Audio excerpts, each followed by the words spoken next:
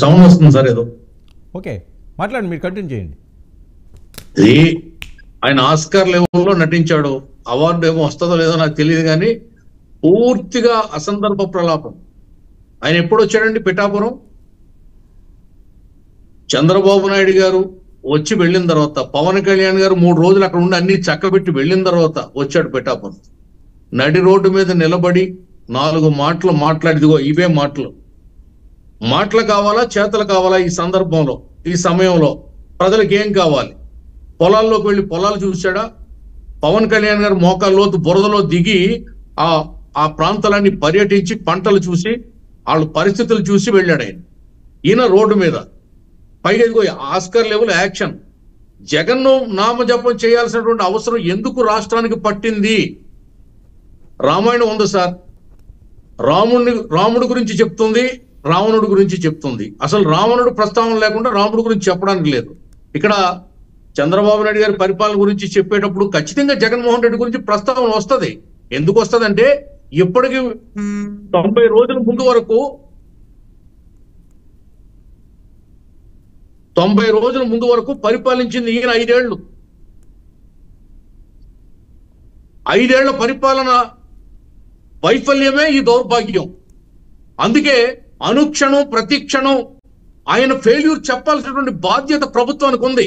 అందుకే చెప్తున్నాం, ఏ విధంగా 5 ఏళ్ల పరిపాలనలో రాష్ట్రం 30 ఏళ్ళు వెనక్కిపోయిందో చెప్పొద్దా? ప్రజలకి గుర్తు చేయొద్దా? పైగా ఈయన ఏదో నీకు 10,000 అని యాక్షన్ చేస్తా ఉన్నాడు. ఈయన యాక్షన్ చేశాడండి. నెత్తి మీద చేతులు ఎట్టాడు, ముద్దు మీద ముద్దు పెట్టాడు, బొగ్గలు గిల్లాడు, చంపలు గిల్లాడు, ఆలింగనం చేసుకున్నాడు, దళితులు నా మేనమామలని చెప్పాడు. ఏం చేశాడు? ఎస్సీలకి, ఎస్టీలకి, బీసీలకి, మైనార్టీలకి 4 రోజుల్లో సిపిఎస్ రద్దు చేస్తానని చెప్పాడు. అది నటన కాదా? అది అబద్ధం కాదా? 18,000 ఇస్తానని చెప్పాడు రైతులకి. ఎంత ఇచ్చాడు? కేంద్రంతో కలుపుకుని 12,000 ఇచ్చాడు. మిగతా 6,000 ఇచ్చాడు. 5,000 5 సంవత్సరాలు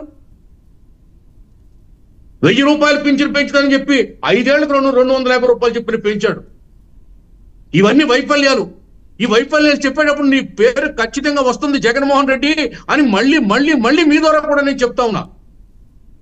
మ్యాన్ మేడ్ వరద అంటాడు, బుడమేరుకు గేట్లు ఉన్నాయంటాడు. బుడమేరు ఏరండి, నది కాదు.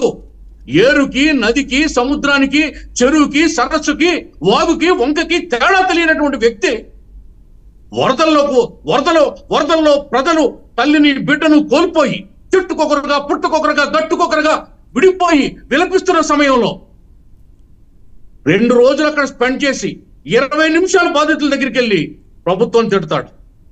దేశంలోనే అత్యంత ధనికుడైనటువంటి ఈ మాజీ ముఖ్యమంత్రి తన అఫిడవిట్ లో చెప్పాడు, ₹1 ఇస్తాడా? ఇచ్చాడా? ఎక్కడున్నాయి ₹1? ఎవరికి ఇచ్చాడు? ఎవరికి పంచాడు? గతంలో ఇస్తానన్న ₹1 కూడా. ఎంత పిసినారి, ఎంత పిదప!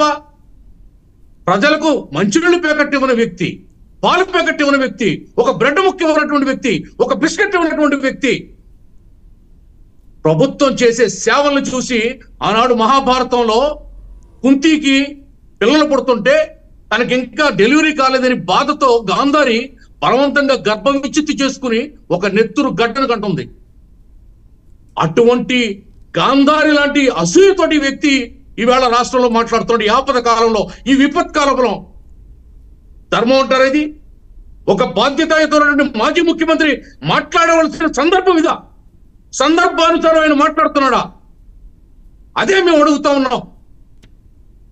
7 నెలల తర్వాత ఇచ్చాడు అమ్మఒడి. వెంటనే ఇచ్చాడా? మేలో ముఖ్యమంత్రి అయితే జనవరిలో ఇచ్చాడు. మేము 3 నెలల టైం తీసుకుంటే ఏంటి మీకు బాధ? ఏంటి మీకు నొప్పి? ఏం ఉద్ధరించారు రాష్ట్రానికి? మీరు ఉద్ధరించుంటే, మీ పరిపాలన బాగుండుంటే 11 సీట్లకి మీరు ఎందుకు పడిపోతారు? ప్రజలు ఎందుకు చీకొడతారు? ప్రజల తీర్పును గౌరవించి సంయమనం పాటించండి.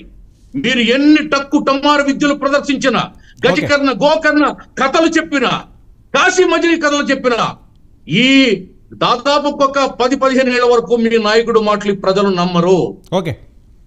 చెప్పండి సార్, నేను చెప్తా. వర్మ గారు ఉన్నాడు, ఒక్క నిమిషం.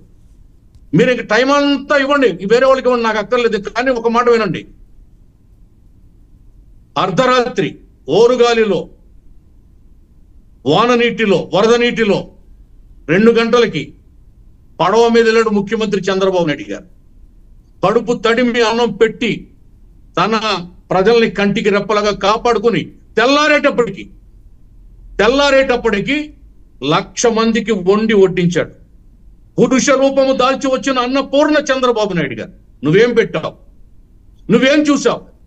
ఎవరి కష్టంలో పాలు పంచుకున్నావు? నువ్వు కసాయిలాగా విషం కక్కడానికి నువ్వు అనుక్షణం ప్రయత్నిస్తున్నావు తప్ప, ప్రభుత్వం మీద బురజల్లడానికి చూస్తున్నావు తప్ప, బాధల్లో ఉన్న ప్రజల గురించి నువ్వేం ఆలోచించావు? ఆ షేడ్ ఉందా నీలో? ఆ కోణం ఉందా నీలో అని మేము అడుగుతున్నాం. మరి అడుగుతున్నప్పుడు నీ పేరు ప్రస్తావించకూడదంటే అది నీ నామ జపం అనుకుంటే, రావణుడి పేరు తెలిస్తే జపం కాదు, రాముడి పేరు తెలిస్తేనే జపం. చంద్రబాబు నాయుడు గారు రాముడు, ఆయన్ని తలిస్తే జపం. నిన్ను తలిస్తే, నీ పేరు తెలిస్తే పాపం, ఫెయిల్యూర్. నీ అసమర్థత నీ అసమర్థ చరిత్రను చెప్పాలి. థ్యాంక్ యూ వర్మ గారు. రైట్. ఓకే. పవన్ కళ్యాణ్ గారు బయట కూడా ప్లే చేయండి. మన పిఠాపురంలో ఎందుకు ఇవి వచ్చినాయి అన్నది ఆయన ప్రస్తావించారు. దాంట్లో భాగంగా చూస్తే 30 లక్షలు మార్కెట్ రేట్ ఉండగా 60 లక్షలు పెట్టుకున్నారు. అది లోతట్టు ప్రాంతం. ఎవరు ఈ రోజుకి 10% మించి ఎవరు మనకి లబ్ధిదారులు